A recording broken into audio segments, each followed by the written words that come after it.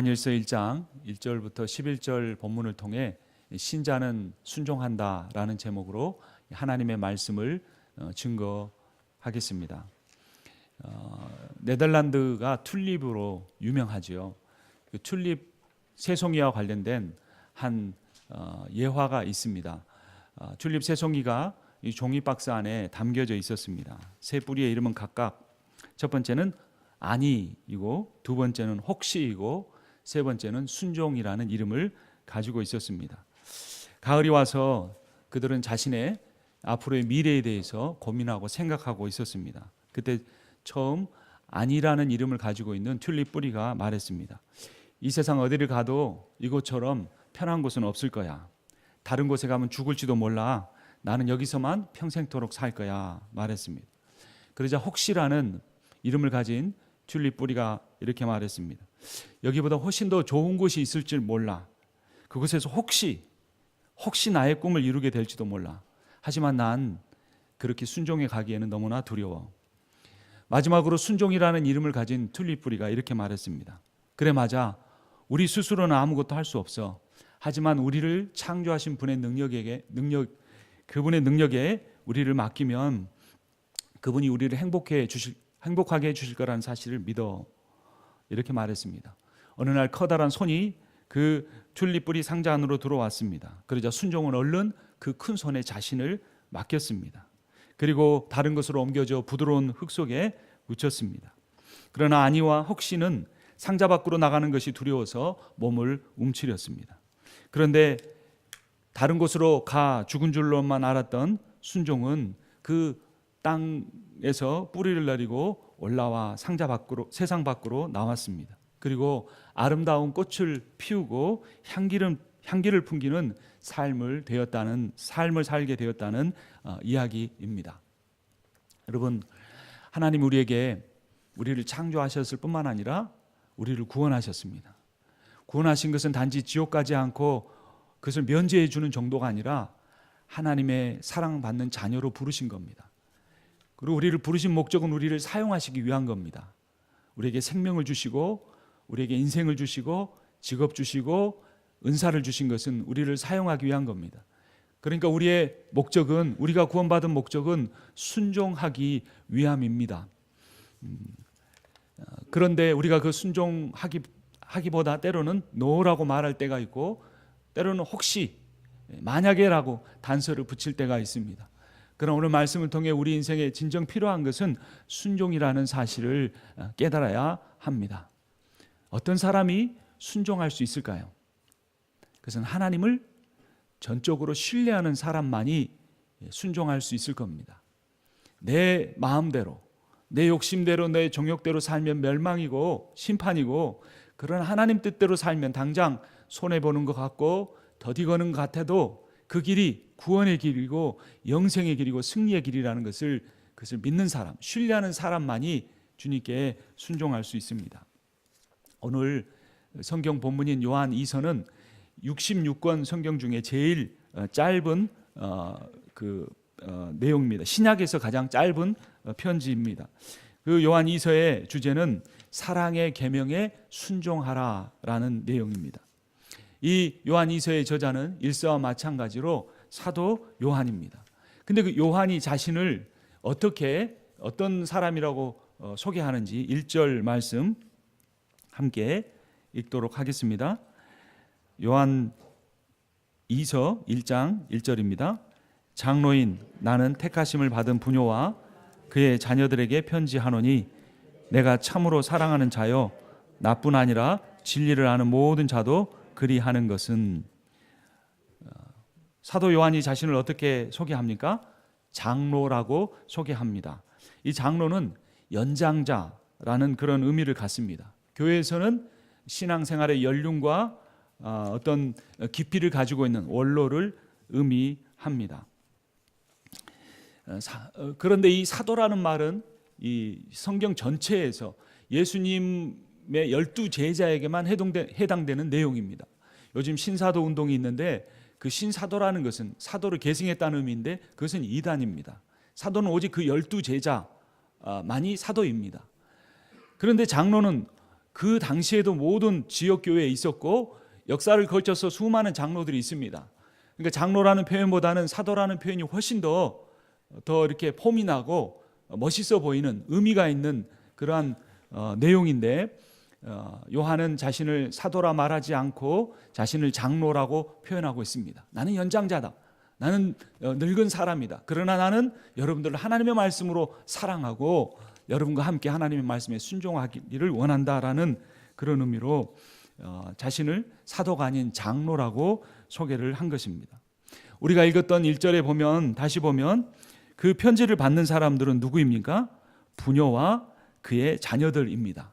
영어 성경에 보면 A lady and her children이라고 되어 있습니다. 한 여성과 그녀의 자녀들에게 편지를 쓴 것 같습니다. 하지만 사실 이 편지는 특정한 사람에게 쓰여진 것이 아니라 그 당시에 하나님을 믿는 모든 사람들을 향해 쓰여진 겁니다. 그런데도 이 요한이 자신을 사도가 아닌 장로라고 정겹게 표현한 것처럼 그 모든 성도들을 향하여서도 한 사람 한 사람을 향하여 그의 사랑을 표현하고 함께 순종해 가자는 의미로 부녀와 그의 자녀들에게 편지를 쓴다고 그렇게 표현을 한 것입니다. 요한 장로는 그 편지를 받는 사람들을 향하여 어떻게 표현을 합니까? 다시 한번 1절 말씀을 제가 읽겠습니다.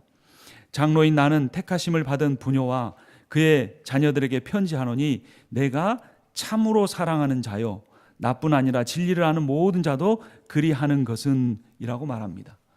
자신의 그 동역자들과 이 편지를 받는 모든 성도들을 향한 그 사랑의 마음을 가지고 그 애정을 가지고 사도 바울은 이 편지를 기록하고 있는 것입니다. 그러면 그 편지의 내용이 무엇인지 2절과 3절 우리 함께 같이 읽겠습니다. 우리 안에 거하여 영원히 우리와 함께할 진리로 말미암음이로다. 은혜와 긍휼과 평강이 하나님 아버지와 아버지 아들 예수 그리스도께로부터 진리와 사랑 가운데서 우리와 함께 있으리라. 아멘. 어디 가운데서 우리 함께 있다고 말합니까? 진리와 사랑 가운데서. 근데 이 진리와 사랑이 누구로부터 나온다고 표현하고 있습니까?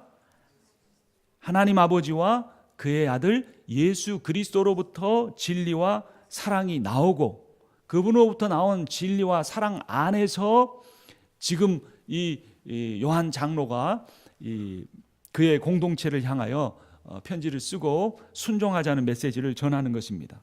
먼저는 진리에 대해서 알아야 합니다. 여러분, 진리는 무엇입니까? 변하지 않는 것이 진리입니다. 이 세상에 그러나 변하지 않는 것은 없습니다. 하나님만이 변함이 없으십니다. 그래서 하나님을 진리다라고 말합니다. 그의 아들 예수도 진리입니다. 시편 31편 5절을 보면 내가 나의 영을 주의 손에 부탁하나이다. 진리의 하나님 여호와여 나를 속량하셨나이다 라고 표현합니다. 하나님이 진리이시다. 하나님은 변함이 없으시다는 겁니다. 하나님의 여러분들을 향한 사랑은 변함이 없습니다. 그런데 그 사랑을 조건적으로 생각하는 사람은 내가 연약하거나 내가 실패하거나 내가 부족하다고 느끼면 하나님도 변하셔서 나를 사랑하지 않으실 거야 라고 오해합니다. 그러나 처음부터 그 사랑은 하나님이 시작하셨고 우리의 상태나 조건과 상황과 상관없이 하나님은 우리를 변함없이 사랑하십니다. 또한 요한복음 14장 6절을 보면 예수께서 이르시되 내가 곧 길이요 진리요 생명이니 나로 말미암지 않고는 아버지께로 올 자가 아무도 없다라고 말합니다. 예수님도 자기를 향하여 진리라고 말씀하십니다. 그분이 변함이 없으신 구원의 길이라는 그런 의미입니다. 앞서서 말씀드린 것처럼 또한 하나님은 사랑이시고 예수 그리스도도 사랑이십니다. 같은 요한일서 바로 앞장이니까 한번 찾아보죠. 요한일서 4장 16절입니다. 함께 읽겠습니다. 하나님이 우리를 사랑하시는 사랑을 우리가 알고 믿었노니 하나님은 사랑이시라. 사랑 안에 거하는 자는 하나님 안에 거하고 하나님도 그의 안에 거하시느니라. 아멘. 하나님은 무엇이라고요? 사랑이시다라는 겁니다. 하나님에겐 사랑이 있다가 아니라 하나님에겐 사랑이 많이 있다가 아니라 하나님 존재 자체가 뭐라고요? 사랑이시라는 거예요. 그럼 우리가 그 하나님 안에 거한다는 것은 뭐 안에 거한다는 겁니까? 사랑 안에 거한다는 거예요. 그러니까 하나님 안에 거하는 사람에게는 그 사람 안에는 뭐가 또 가득 차겠습니까? 사랑이 가득 찬다라는 겁니다. 로마서 8장 35절은 이렇게 말합니다. 누가 우리를 그리스도의 사랑에서 끊으리요? 환난이나 곤고나 박해나 기근이나 적신이나 위험이나 칼이라. 이런 것들이 우리를 그리스도의 사랑에서 끊을 수 있다는 겁니까? 끊을 수 없다는 것입니까? 끊을 수 없다라는 겁니다. 그리스도 자체가 사랑이시기 때문에, 그 그리스도가 우리를 위해 죽으시고 부활하셨기 때문에, 그 그리스도가 우리를 성령 안에서 우리를 붙잡고 계시기 때문에 이 세상의 어떤 것도 우리를 그분의 사랑에서 끊을 수가 없습니다. 하나님께서 이 예수를 통해 우리에게 그 사랑을 계시하셨습니다. 이 요한 1, 2, 3서의 배경에는 이단이 있었습니다. 그 이단들은 예수께서 육체로 오신 것을 부인했습니다. 가연설이라고 해서 그 예수님의 영혼만 이 세상에 와서 잠깐 예수 안에 머물다가 예수가 십자가를 지기 전에 떠났다, 이렇게 말하는 것입니다. 7절에 보면, 요한이서 1장 7절에 보면 이것에 대해 나옵니다. 함께 읽도록 하겠습니다. 미혹하는 자가 세상에 많이 나왔나니 이는 예수 그리스도께서 육체로 오심을 부인하는 자라. 이런 자가 미혹하는 자여 적그리스도니. 육체로 오심을 부인하는 겁니다. 같은 요한이 지은 복음서 1장 14절을 보면 말씀이 육신이 되어 우리 가운데 거하심에 우리가 그의 영광을 보니 아버지의 독생자의 영광이요 은혜와 진리가 충만하더라 라고 선언합니다. 예수님은 유일하게 온전한 하나님이시고 온전한 인간이십니다. 여러분, 이제 12월 25일은 무슨 날입니까? 성탄절이죠. 그런데 사실 12월 25일은 예수님이 탄생한 날로 보기가 힘듭니다. 왜냐하면 누가복음에 보면 이 양을 치던 목자들이 예수님이 태어났다는 천사들의 고지를 듣고 이 마국간으로 가서 그분을 만납니다. 동방박사들은 예수님이 태어날 때 갔던 것이 아니라 한참 지난 다음에 찾아갔고, 예수님이 태어날 때 찾아갔던 사람들은 목자입니다. 그런데 12월 25일은 동지 근방이어서 그 들판에서 양을 치면 양도 얼어 죽고 목자들도 얼어 죽게 됩니다. 그래서 2월이나 3월쯤 되는 그 시기로 보기도 합니다. 그런데 로마에서 태양신을 숭배하던 그 습관이, 이 태양을 그들이 숭배했는데 태양이 가장 약해지는 때가 동지 근방이니까 그때 태양신의 그 동지를 지나 다시 태양의 그 해 떠 있는 기간이 길어지는 때부터 그들이 그 태양신의 탄신을 지켰는데 그것이 예수의 탄신일과 연결이 된 겁니다. 우리가 그 날에 무슨 생일 잔치하듯이 그렇게 보낼 절기가 아니라는 겁니다. 그러나 예수님께서 1년에 한 번쯤은 이 땅에 오신 그 성육신의 의미를 생각하고 그것을 기리는 그러한 기간을 갖는 것은 의미가 있습니다. 왜 예수께서 인간이 되셨습니까? 우리와 똑같은 굶주림과 고난과 아픔과 외로움과 절망과 슬픔과 빈곤함과 그 모든 상황 가운데 처하심으로 우리 형편을 아시고, 우리를 위하여 그 모든 죄인들을 대표해 죽으시기 위해서는 인간이 죽어야 했기 때문에 그 하나님이 인간이 되신 겁니다. 온전한 인간이지만 유일하게 죄가 없으신 그분이 온전하게 하나님 앞에 순종하는 삶을 살고 그 마지막도 십자가의 죽으심으로 순종하여 모든 인간들이 성령 안에서 거듭난 다음에 어떻게 살아야 할까를 본을 보이시기 위하여 인간이 되셨습니다.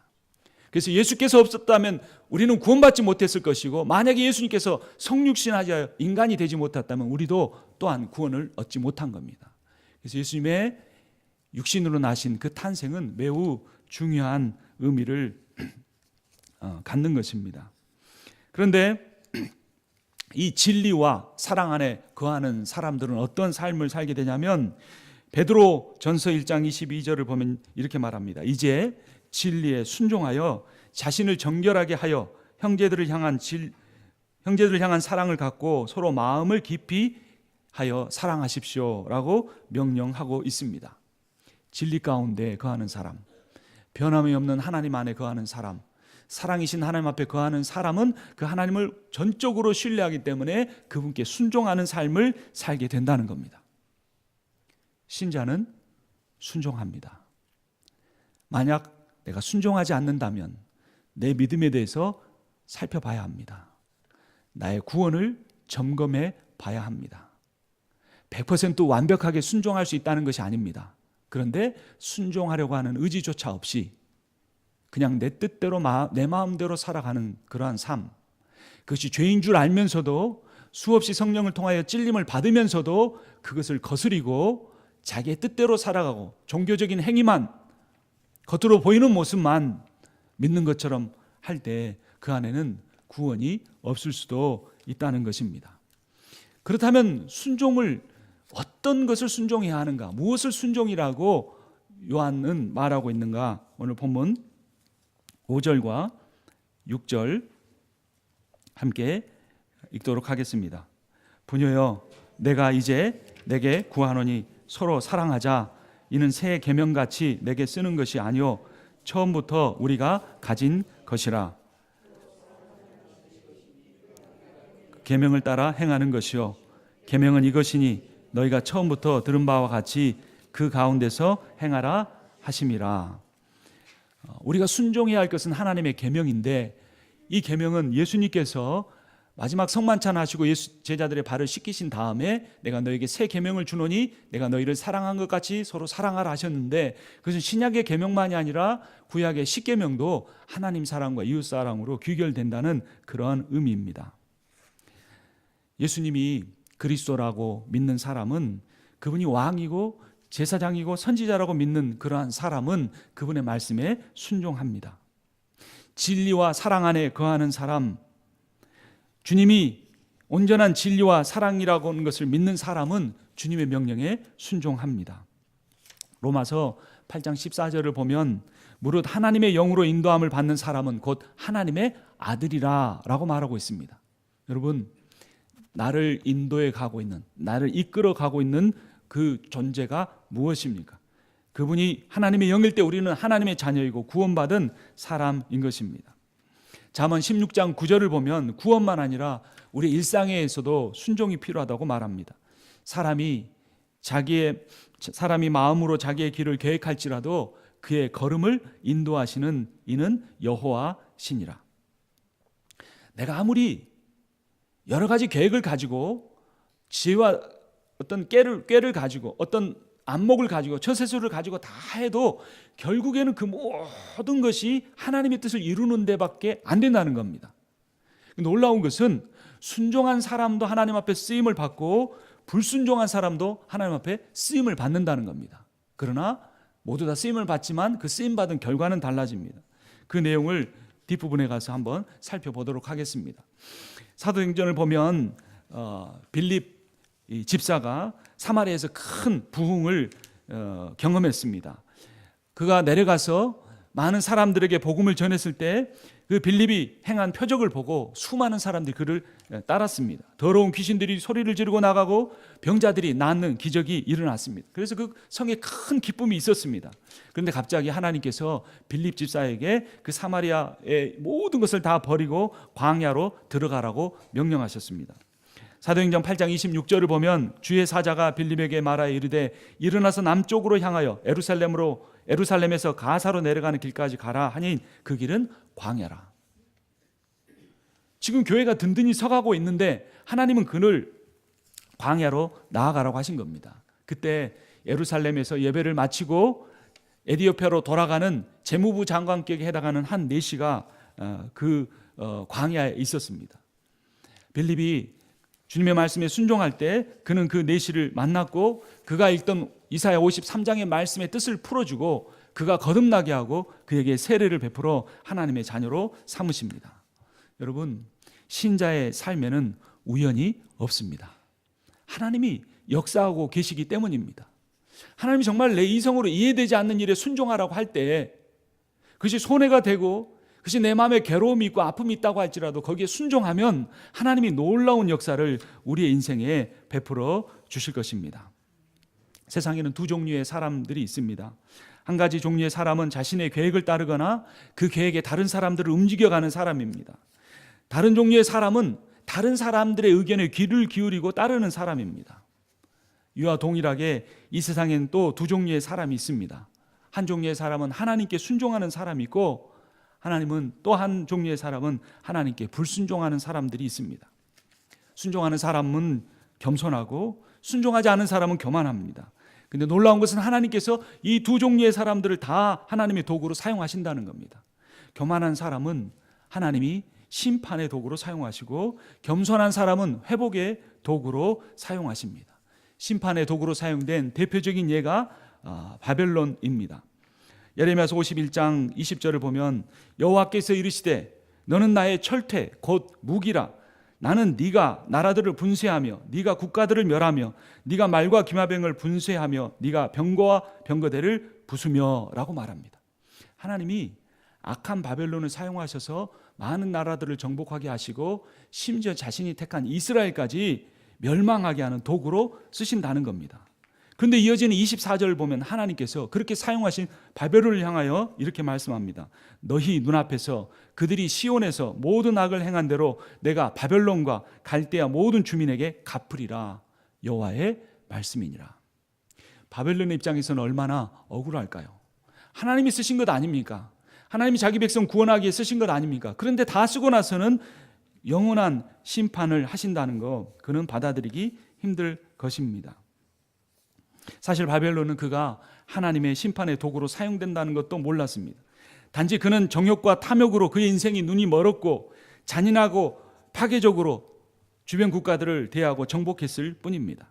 그런데 하나님께서 이스라엘 백성들을 그 바벨론의 악과 힘으로 처벌하는 도구로 그 바벨론을 사용하신 것입니다. 바벨론에 의해 괴롭힘을 당한 이스라엘은 회개하고 하나님 앞에 순종하는 자리로 돌아왔기 때문에 회복이 되었지만 그 이스라엘을 구원하는 데 사용됐던 바벨론은 끝까지 회개하지 않고 자기의 지혜와 능력만 믿었기 때문에 영원한 심판을 받게 된 것입니다. 바벨론이 심판의 도구로 사용된 것과 달리 예레미야 선지자는 동일한 시대에 하나님의 구원의 도구로 사용이 되었습니다. 그런데 예레미야가 그 하나님의 구원의 도구로 사용되는 가운데 수많은 고통과 어려움을 겪었습니다. 예레미야서 20장 7, 8절을 보면 그가 이렇게 말합니다. 여호와여 주께서 나를 권유하심으로 내가 그 권유를 받았사오며 주께서 나보다 강하사 이기셨으므로 내가 조롱거리가 되니 사람마다 종일토록 나를 조롱하나이다. 내가 말할 때마다 외치며 파멸과 멸망을 선포함으로 여호와의 말씀으로 말미암아 내가 종일토록 치욕과 모욕거리가 됨이니이다. 주님의 명령에 주님이 가라고 하시는 길에 순종하는 것은 어렵습니다. 그 사명을 감당하려고 할 때 어떤 사람은 조롱하고 비웃을 수도 있습니다. 당신이 어떤 자격이 있어서 그 일을 한단 말입니까? 라고 말할지도 모릅니다. 하지만 내가 진심으로 나의 연약함을 인정하고 하나님을 신뢰하면서 순종하면 그 모든 결과를 통하여 나를 구원의 도구, 회복의 도구로 사용하신다는 겁니다. 하나님께서 여러분들을 직접 부르시거나 다른 사람들을 통해 부르실 때 순종하십시오. 그럴 때 하나님께서 나를 통하여 하나님의 놀라운 역사를 베풀어 가실 것입니다. 사람들은 축복을 원하지만 순종을 원하지 않습니다. 사람들은 기적을 원하지만 순종을 원하지 않습니다. 사람들은 자기가 위대해지기를 원하지만 인정받기를 원하지만 순종은 원하지 않습니다. 그러나 순종이 우선입니다. 신자는 순종합니다. 우리가 순종하면 하나님은 우리를 축복하십니다. 우리가 순종하면 하나님 우리 인생에 기적을 일으키십니다. 우리가 순종하면 하나님은 우리를 영광스럽게 사용하십니다. 그러나 우리가 우리의 계획과 정욕에 빠지면 하나님은 우리를 심판의 도구로 사용하시고 우리를 버리실 것입니다. 그러나 우리가 순종에 사로잡히면 하나님은 우리를 회복의 도구로, 구원의 도구로 사용하시고 영광 가운데로 인도하실 것입니다. 어린아이가 떡 5덩이와 물고기 2마리라는 그 작은 도시락을 주님 앞에 순종하여 가지고 나왔을 때 2만 명이나 되는 많은 사람들이 먹고 12광주리가 남는 기적이 일어났습니다. 에스더가 와수로 왕에게 왕이 명령하지 않을 때 나아가면 죽을 수도 있는데 내가 죽으면 죽으리라 라고 각오를 가지고 순종하여 나아갈 때 모든 유대인들이 구원받고 하나님의 영광이 드러나는 회복의 역사가 일어났습니다. 눈에 지륵을 바르고 실로암 물가에 가서 씻으라는 그 이상한 방법에 순종하여 나간 소경이었던 사람은 눈을 뜨는 기적을 체험하게 됐습니다. 포도주가 떨어져서 이제 잔치가 분위기가 기울어 가는데 항아리에 물을 붓고 그 물을 떠다가 사람들에게 나눠주라는 그 허무맹랑한 예수님의 명령에 순종하는 그 하인들의 순종을 통하여서 그 잔치집에 참 기쁨과 즐거움이 회복되었습니다. 예수 그리스도께서 겟세마네 동산에서 기도하실 때 할 수만 있거든 이 잔이, 심판의 잔이, 십자가에 고통스럽게 죽고 하나님께 외면당하는 이 일이 내게서 지나가게 해달라고 했지만 내 뜻이 아닌 하나님의 뜻이 이루어지게 해달라고 골고다 언덕길 십자가 길을 순종하여 갈 때 그분은 부활을 통하여 우리를 다 구원하시고 하나님께서 그분을 지극히 높여 하늘에 있는 영들과 땅에 있는 존재들과 땅 아래에 있는 모든 존재들이 그분의 이름 앞에 무릎 꿇는 영광을 경험하셨습니다. 신자는 순종합니다. 그리고 그 순종의 원천은 주님에 대한 100% 신뢰와 100% 사랑입니다. 우리가 무엇으로 하나님 앞에 순종하실까요? 할 수 있을까요? 세 가지 적용점을 간단하게 이야기하고 마치려고 합니다. 진정한 순종은 돈의 문제에 있어 순종할 때 온전하게 됩니다. 훌륭한 설교가였던 찰스 스펄전이 고아들을 위해서 기도했고 하나님께서 그에게 300파운드 금화를 모금하게 하셨습니다. 그래서 그것을 도우려고 하는데 감사의 기도를 드리는데 갑자기 하나님께서 그 돈을 조지 뮬러 목사에게 가져다 줘라 라고 했습니다. 너무나 어이가 없었습니다. 이 돈을 어떻게 모금했는데 도저히 발걸음이 떨어지지 않았습니다. 하나님, 조지 뮬러가 돌보는 고아만 고아이고 내가 돌보는 고아는 고아가 아닙니까? 근데 스펄전 목사님은 그 말에 순종하고 조지 뮬러 목사를 찾아가서 문을 두드렸습니다. 그때 조지 뮬러 목사가 기도실에서 기도하다 나왔습니다. 그리고 스펄전 목사가 300파운드를 당신에게 주라고 이렇게 말하며 건네주니까 조지 뮬러 목사가 놀라 눈물을 흘렸습니다. 내가 방금 300파운드로 해 기도하고 있었는데 당신이 내게 기도의 응답이 되었습니다. 그리고 스펄전 목사님이 자기의 교회로 돌아오는데 그 집에 315파운드짜리 체크가 와 있었습니다. 그래서 여러분, 물질에 대해서 순종하는 사람, 하나님의 더 놀라운 하나님의 능력을 체험하게 될 것입니다. 두 번째, 권위에 순종을 해야 합니다. 얼마 전에 세기의 결혼식이 영국에서 있었죠. 윌리엄 왕자와 케이트 미들턴 공주의 결혼식이었습니다. 그런데 이 왕실의 며느리가 된 케이트 미들턴이 남편에게 순종하겠다고 하는 왕실 대대로 내려온 전통 결혼 서약을 하지 않기로 했습니다. 그리고 그 대신에 남편을 사랑하고 위로하고 존중하고 지키겠다고만 서약을 했습니다. 오늘날 시대 정신하고 좀 맞아가는 것 같습니다. 하지만 성경에서는 분명히 아내를 향하여 남편에게 순종하라고 명령하고 있습니다. 모든 사람은 하나님 앞에서 평등합니다. 그러나 부모와 자녀, 부부 사이, 교사와 학생 사이의 순종이 사라지면 모든 질서가 무너질 수도 있습니다. 권위에 순종하는 사람이 참된 크리스찬입니다. 마지막 세 번째, 이해되지 않는 부분까지 우리가 순종하며 살 수 있어야 합니다. 12세기에 성자라고 불리는 프란시스가 있었습니다. 그가 참 유명해지자 두 명의 제자가 그를 찾아왔습니다. 그래서 우리가 당신의 제자가 되게 해주십시오. 그러자 이 프란시스가 그들에게 한 가지 명령을 했습니다. 이 배추 2포기를 줄 테니까 이 배추 2포기를 너희가 한 포기씩 가지고 와서 거꾸로 심고 돌아와라, 이렇게 말했습니다. 그런데 첫 번째 사람은 배추를 거꾸로 심는 것이 이게 이해가 되는 일이냐, 프란시스가 너무나 유명해지니까 정신이 이상해졌다 하고 그 배추를 버리고 가버렸습니다. 그런데 또 한 사람은 도저히 이해되지 않는 일이었지만 프란시스가 그렇게 말하고 할 때는 무슨 뜻이 있을 거라고 생각하고 배추를 거꾸로 심고 돌아와서 그에게 순종의 결과를 말해 주었습니다.